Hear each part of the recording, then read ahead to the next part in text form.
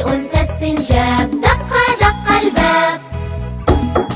من بالباب؟ أنا جد ومعي هدايا حلوة رائعة للغاية، أنتم في أمن وحماية. صوتك خشن أنت الثعلب، اذهب اذهب يا كذاب. ما دامت ماما بالخارج لن ندخل أبدا أغراب. في منزل أنثى السنجاب، دق دق الباب. في منزل أنثى السنجاب، دق دق الباب.